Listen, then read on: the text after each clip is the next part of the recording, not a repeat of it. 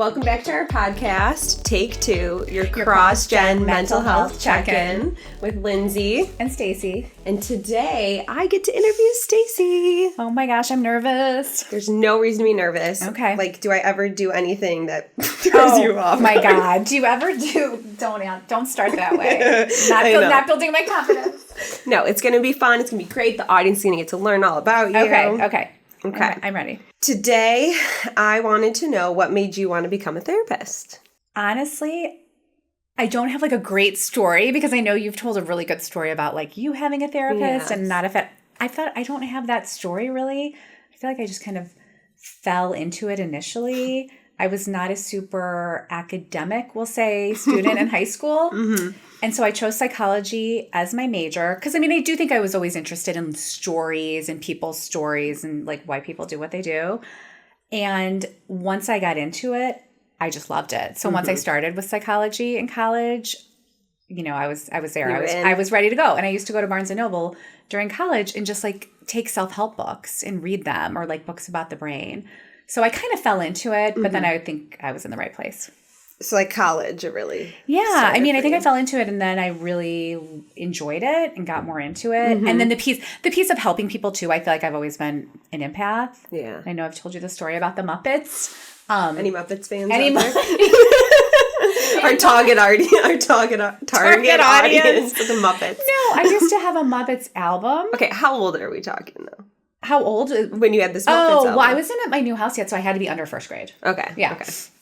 Because I only had two houses, so it was in my first house. Okay. And I would listen to it in the basement, and there was a song that Kermit the Frog would do, and it was called "It's Not Easy Being Green," and I would get so sad and so upset that he was lonely. You know, so I do think there's a piece of me like I do love providing like a connection or a space for somebody that might feel alone or that support. So I think that's kind of like been built into who I am. Mm-hmm.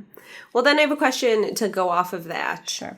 Unplanned. So don't get mad at me. Let's do it. Yeah. Okay. Because this, I think, is a good point. A lot of people who become therapists are so empathetic and like we feel people's feelings with them.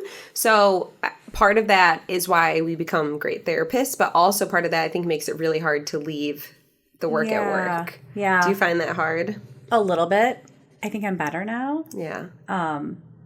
I think if it's something really upsetting or really worrisome, I might take it home. Yeah. But other than that, I think I have enough going on that I kind of can compartmentalize because you have to survive to continue the job. But I mean, I don't go home and forget. You know that. I mean, and I still. It's balanced. I'm pretty loose. Like my clients will text me memes and we're in communication. So like if something's happening, I'll be like, you have to tell me what happened on that date. And they do. So I get updates text-wise. Yeah. You know, so I do want to be involved, but I don't think, you know, the harder piece is I know that I have to kind of let go and just do what I can. Yeah. But I think that comes with time. Yeah. And it's not always easy. And I do worry. And I definitely do think about people. Right. You know? I think it's like practicing what we preach. It's like we got to fill our cup first and that to be able to hold space for people, we have to use our coping skills and make sure that we're like we can't be sitting on here. what we can control. Yes, like you can't sit here totally drained. But I mean, it can be upsetting. It can be hard sometimes. But I think I'm pretty decent at this point. Yeah. Learned how to manage that. Yes. So something interesting about you that you never like to talk about, but I love to brag about, is that you went to law school. Yeah. So like where in your journey did that come about? Okay. So it's a weird trajectory, as you know. But I straight out of college, I went and got my master's in counseling. Yes. But I worked the whole time I was doing that. So I had like 2.5 years under my belt of working.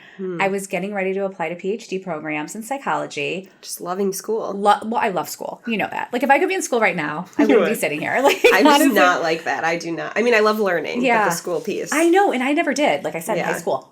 Like people would be very surprised. Like I feel like you'd be hyped to write a paper right now. Hyped. Like if you gave me a paper, like when you have something to do, I'm like, I will edit that shit. Send it to me. No, I do like that. But, you know, I wasn't like that. But now I am. But so I was getting ready to do the PhD and I was working at an agency where we did groups and therapy for kids going through a divorce when their parents were going through family transition. And we had a guardian ad litem come in and he was an attorney. So he gave us this whole speech and he talked about his role as an attorney. And I think I was a little frustrated with my job prospects. Okay. They were just not good jobs. I don't know what it was. Everything I looked at, I was like, I'm not qualified. Or even with a PhD when I looked, I was like, this is kind of bleak. So I don't know. And truth be told, it was the OJ trial. Like, honest to God, like, this is like embarrassing to say. Oh my gosh, but I stop. feel like I was like watching was it Marsha Cross? So you're like into I was trial. kind of in that world, Yeah. like, not even thinking like, oh, I want to be an attorney. But then this guy comes, he talks about his role, which kind of dovetails, you know, with therapy and supporting kids. Yes. So I literally just decided, like, on the most random whim, I'm going to apply to law school. Wow. And that's how it happened. And I know, like, being in law school, we talk a lot about how you say you weren't a good student, but then you turned it around in law school. I turned around in college. In college. Oh, okay. yeah. I became like a blue Straight-A ribbon student, which is so crazy. That's what I'm saying. What do you think made the change? That is such a good question. I didn't even want to go to college. Really? I was annoyed that I even had to go. I applied to 2 colleges, and I went, and I think I was dating my now husband, and he wasn't in the same. And you did what we tell no one to do, and you followed him? I'm like, if somebody told me, like, should I do this? I'd say, absolutely not. Don't do it. But it worked out for you. It did work. And I wasn't with him, so I feel like my social life got real ramped down. So when I was at Mizzou, I just was kind of happy to be there and to study. And I think I connected with it and realized, like, oh my gosh, I think I could be good at this. Oh, okay. And then I liked it. And then it's the structure's so different, right? Like, you're not in school all day. Yes. Like, you know what I mean? Yes. I think it lent itself to that. And also, like, really connecting with the psychology piece of it and getting lit up and being like, oh my gosh, I like this. Inspired. Yeah. Inspired. Yes, exactly. Shout out Mizzou. That's right. 1 year. Made it 1 year.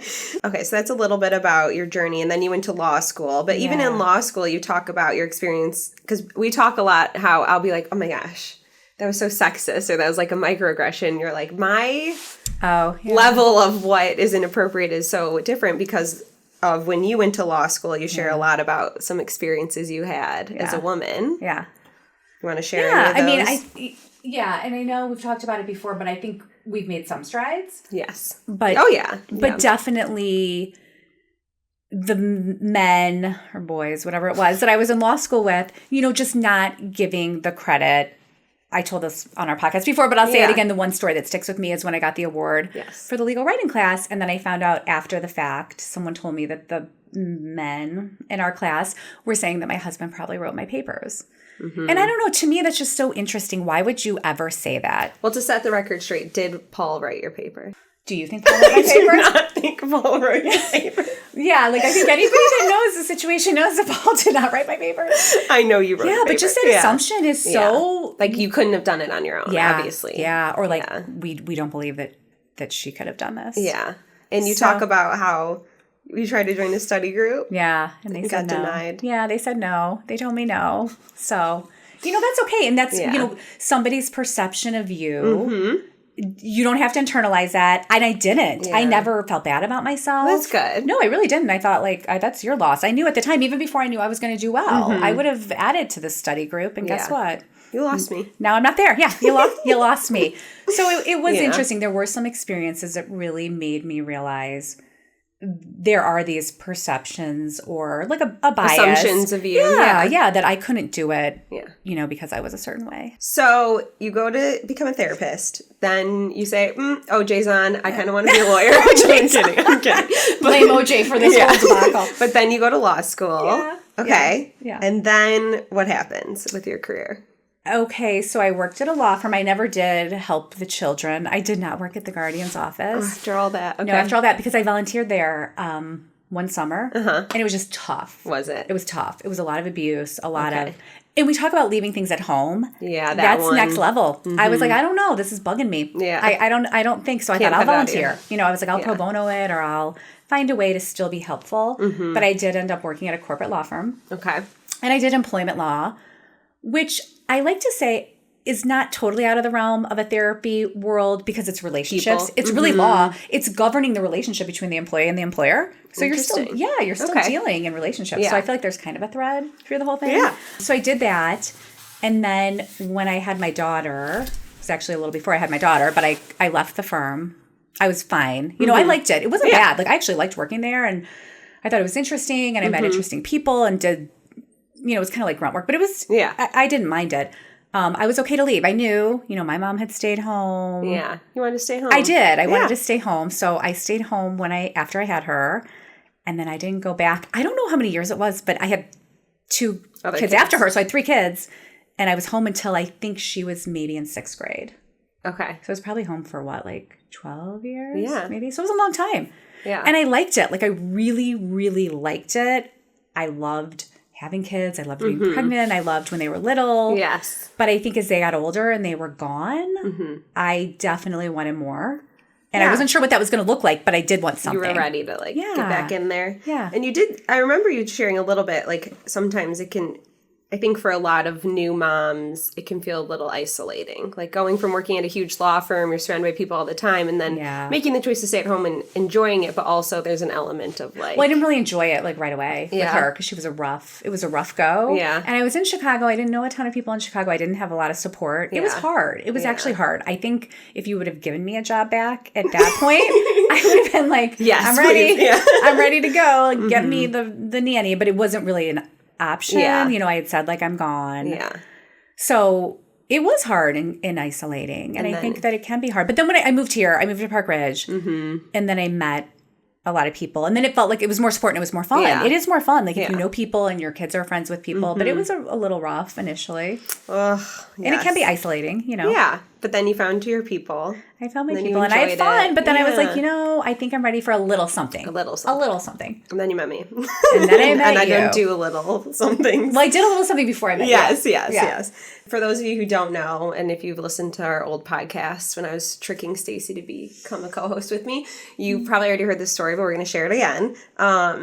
So I, coming out of grad school, a lot of debt. Well, actually, while I was in grad school, I decided, why work and make money when I can volunteer coach a competitive for free? You still have that mindset, right? I still have the mindset. So I ended up becoming a volunteer cheer coach, and Stacy's daughter was on the team, and that was kind of how we first met each other. Yeah. And we share how I happened to write in my email, introduce myself to everybody that I was a therapist. Yeah, and I say that's my sliding door moment. Because it changed my life so much, just this and everything, and this is just so much a part of my life. I like to say, if you didn't put that in that email, we might have never connected on that. Yeah. And I mean, it changed everything, because from the minute we talked, we were like, we're going to do something together. Yes. Or she would come up at a cheer competition and talk to me about like, oh, I was in on this meeting, or you would get, we would share books, and it changed everything for me. And I just have one question about when I was a cheer coach. Yes. Did you ever talk shit about my coaching? No, don't look at me like I did. No, I wasn't even that invested in it. Like, I mean, I hate to say, do you know what I mean? Like, I wanted everybody to do well, but I was like, no. I liked you. I like to say, like, the first time you ever came over, we did a pizza party. Yeah, I remember this. You and Joy. And then you came over, and then Joy, after you left, and this is when we weren't really that close. Yeah. She looked at me and she goes, "Did you see her smoky eye?" And I was like, you liked my makeup? I was like, I saw it. And I just knew. I was like, there's a connection That's here. So funny. I don't think I ever did. You can, like, check me, Joy. I don't think I did. Joy, we're going to need Joy, come in, but I don't. On this. No, I don't Joy think is Stacy's best friend, who her daughter was also on the cheer team when I coached. Well, you were also like, did Joy talk shit about me while I was coaching? Does Joy talk shit about anybody? No, she didn't. No, she didn't. But also you loved Ella. No, I loved Ella. And you were so I loved sweet. Coaching. Yeah, you did. You were the amazing coach, and they loved you. How would I talk shit about you? I just wanted. I can't believe you're going to try to ambush me with that. I just wanted to see. Well, the opportunity was here. That was like 5 years ago. I don't think I did. But like, if I did, I'll come back. Come back. Okay. No, I loved you. We'll get back to you guys on that. No, I loved you, and I was more excited to talk to you. Yeah.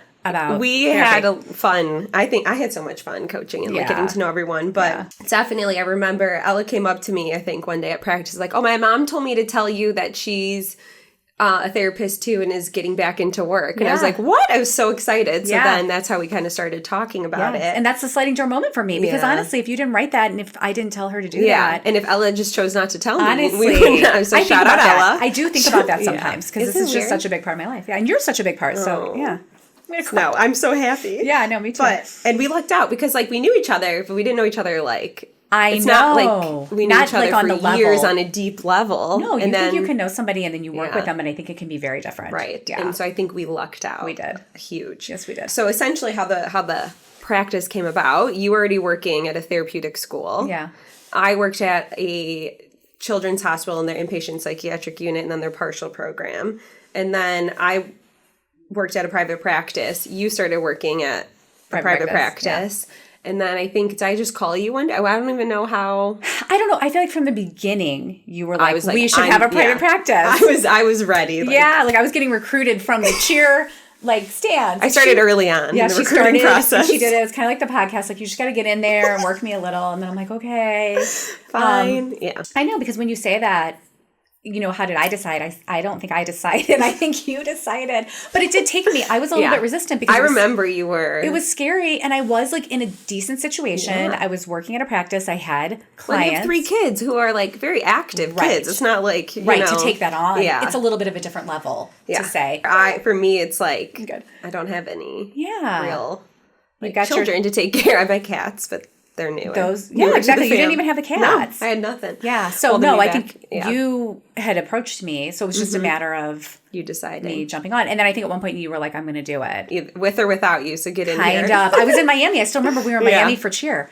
I was with Ella. Oh, were you? And you emailed me something, and I called you. I remember, and I said, "Let's do it." Yeah. Yeah. And I was so excited. Yeah. Because I just knew. I don't know why. We just had this feeling like it was going to be good. Because we say it would. Like I would not want to do it alone. No. I probably would have got myself in deep and would have been screwed. No, but it's I would have taken the long time to convince you like this podcast took, and I would have been like, well, just come work for me, and then I would be like, okay, let's do it together. Yeah. No, but we started off just us in private practice. The 2 of us, yeah. And I love to share, like, when you're new business owners, you have no money, and you're like, okay, how do we build this? I remember my friend Maggie, shout out Colleen Harity, let me use her office after hours, and you used Danielle's Botox office for sessions.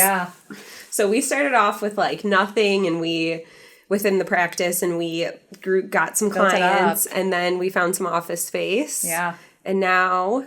How many years later? That was 2019. I think it's 3 years. 3 years later? Yeah. How many therapists do we have now? 10 or 11? Yeah. Almost 11? Almost 11. 1 coming, 10 growing up. 10 and a half. 11, 10 and a half. 10 and a half. But we have pretty much 11 therapists at our practice. It's crazy to see how it's grown so organically. I don't even know, like, did you envision that? No, I thought it was just going to be us two. I did too. I was not, actually for once, I was not thinking big. And I was like, nope, it's just going to be us two. We're going to... have our maybe we'll bring someone on, like a person. Yeah, but I did not think it was going to be what it is today. Yeah, no. So it's I know exciting. we didn't plan it, but it's worked out. I'm so happy. So happy. Okay, and that leads to my next question. For me, being like, okay, I really want to get my practice up and running before I make these decisions to start a family and do these things. Yeah. For you, how is you coming to work? Because it's not just a few hours a week. Like running a business is 24/7. Yeah. How has that impacted, you think, like your family dynamics? Well, first of all, I'm always grateful that we did it. I never think I wish I didn't do this. Yeah, I mean, I look back and think I am so glad we did this. I mean, even on the worst day, which there are some bad days. There are some days where we're like, this day is not it. Yeah. Like it just keeps coming. But most of them are good. And even when it's not, I'm so thankful for that because it really does feel different to be a founder of something and to have something that's yours. I think, you connect with it different. Yeah. And it's just an important part. Yeah, I just would say this randomly stuck in. I remember you were talking to me too because I think going from being at every single one of your kids' sporting events, the one driving, even those conversations of like driving to practice, like those moments. I remember you were getting a little like, this is a lot, and I don't know how it's impacting my kids. I'm not home as much, and I don't know which one of your children was like, it's really cool that you own a business, and you were like, I didn't even think of their perspective to see me being able. Yeah, it was my older daughter, and she's just always. So supportive, and she's like, you're inspiring me, and she's the best. And watching her say that, it just felt so good to me. Yeah. But no, it is true. Like last year, my son plays for our middle school. He's on the basketball team, and I missed every single game. I think I had to text my clients and say, can I take this Tuesday off so I can go to one of his games? Because they're at 4:30, which is ridiculous, first of all. But it was the 2 days that I worked. Yeah. So, but you have agency because this year I said, I'm not going to do that. And I switched my schedule around and it didn't happen. Yeah. Yeah. But so I think, what would you say maybe some reservations for people who maybe are stay-at-home moms or maybe anyone trying to make a career change and how it's so scary? I think you can start small. Yeah. Which I did. Yeah. I didn't jump into owning the business. I started working at the school. You worked at like 2 different places. Which was very minimal and it was okay. And then adjusted to that and then just took steps to get bigger and bigger and just kind of recalibrate as you go, and see what feels good for you. Definitely. You don't have to start founding a practice. Do you know what I mean? Yes. You could stay at the school, and I liked that too. Mm-hmm. But at every level, we did have to kind of adjust. Okay, I'm not home, or I can't do this. I can't go to this. But on balance, I think it works out really well. That's good. I think being, owning something that's your own, you do have a little more agency. Yeah. So you do have more control over what your day looks like, for sure. I would encourage people, if you're interested, go for it. Do you think it's hard? Like, I guess more so too, we're talking gender roles now, but like you being the one in control of everything as the stay-at-home mom of like signing people up for sports, practice, like all those little things. Yeah. Do you feel like it's been a shift of like your kids having to be a little bit more independent, or like Paul having to step in there? Yeah. 100%, but in a good way. Okay. I think we've talked about this before, but I think when you're home, you do everything because you feel like you should, which is not the case. But like that's for a separate day. But I think delegating it and now he's so involved because my youngest is my only boy, and so he's a little more involved with signing him up for the sports and stuff. But at the time, I think I was really the one doing everything, and I had to say I need more help, or like I'm not going to be here for this, but I'm going to still be here a lot. So it was an adjustment, just a transition. Yeah, and it's hard. It can be hard. Okay, those are all the questions I had. Okay. That wasn't so bad. To say like what this podcast will look like in the future, because obviously these episodes are a little different, us interviewing each other. But I think, again, just reiterating what we said up last week's, we really want to make sure that we're bringing in some media and some things that people are seeing and try to give our different or same perspectives on what is out there. Yeah, because I think mental health is big right now, and there's always a mental health component to everything. Yes. So I think we can look at anything through the lens of mental health. And just this is what we think. For the next episode, do you want to talk about therapists in shows? Like shrinking and stuff? Yeah, because we love shrinking. Yeah. So next episode, we'll talk a little bit about different shows that depict therapists and our viewpoint on them. Yeah. Like we both are watching Shrinking right now, which is hilarious. However, could you ever do the things he's doing? No, but I'd like to. Would you let your client live with you? There's one that I would like to. Yeah. Okay. Well, we'll talk more. Let's save it. We'll talk more. We'll talk more about that. I have a lot to say. Next episode. Okay. Maybe it'll just be about shrinking then, if we have a lot to say about that. I feel like I do.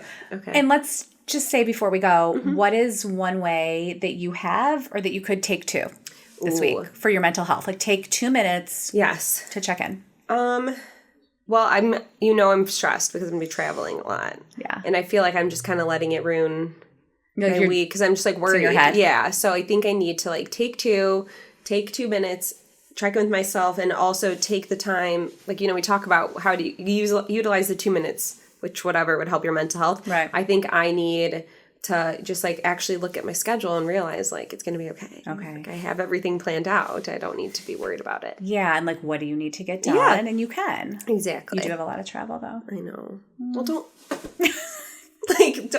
lean into my take two, don't lean into my anxiety. I'm leaning into both. It's like, I do think it's important that you actually do that. Because I think you'll be overwhelmed if you just get there. I will just I know. That's why I'm saying it. So I will. I'm going to take 2 today. I'm going to write it all out. I'm going to look at it visually because, I like to see. Yeah, and that's empowering. Then you'll feel like, okay, I'm in control of this. Okay, I can do this. Yeah. Stress doesn't have to equal anxiety. No. What's going to be your take? Stress is okay.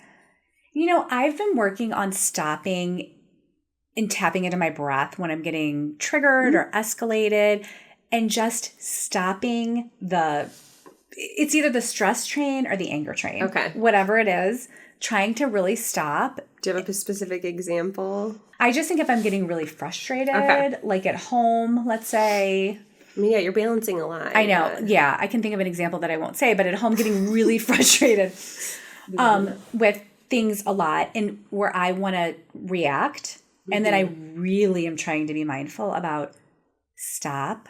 And I'm loving the tapping into my breath. Yeah. Like I'm not good at meditating. There's things I'm not good at, but the tapping into the breath, I'm really getting into. Can you explain to people what you mean by that? Yeah. Just when you feel your body getting revved up and you're either like super anxious or super angry, whatever it is, like you're having a big feeling and you feel like, okay, this is about to go off the rails. Heart's racing. Yes. Heart, like you're tight. Tense. You're like, you can feel your stomach like getting sick. Ready to fight or flight. Yes, exactly. And I was getting ready to fight in this case, for sure. And not flight. I was going to fight. But to stop and say, how do I want to show up here? That's a good question. Yeah. I'm going to take the 2 minutes and I will even go in a dark bathroom. My bathroom on the first floor is cold and dark. Yeah. Go in there and take some breaths and just say to myself, you have a choice here. How do you want to show up and what is your goal? I like that. Yeah, so that's been my take too. And I'm really... I like how you said, like, instead of reacting, responding to what's around you. Yeah. Yes. So I've been working on the breath, calm the body, and then go back and have the discussion. Those are good. I think we got our take twos. Yes. You guys should think about what you're going to do for your take two. You could utilize one of ours or there's so many. Yeah, we'll have them every week. Exactly. So. But just taking 2 minutes a day can really start to build that awareness about your mental health and build that mental strength and that mental, I would say emotional intelligence to know yourself. And it's a muscle too, but you need the awareness before you can really flex that. You need to know where are the gaps or what do I need to work on? Get your reps in. Yes, get practicing. Get them in. Get your mental health reps. Emotional gym. All right. Well, thanks for tuning in, and we'll see you guys next week when we talk about shrinking. I'm excited. Yay. Yeah. Okay. Thank you. Thank you for listening to the Take Two podcast. Lindsay and Stacy are licensed therapists, but they aren't your therapists, and this podcast is not therapy. Production assistance is provided by Bird Blue Creative at bird.blue.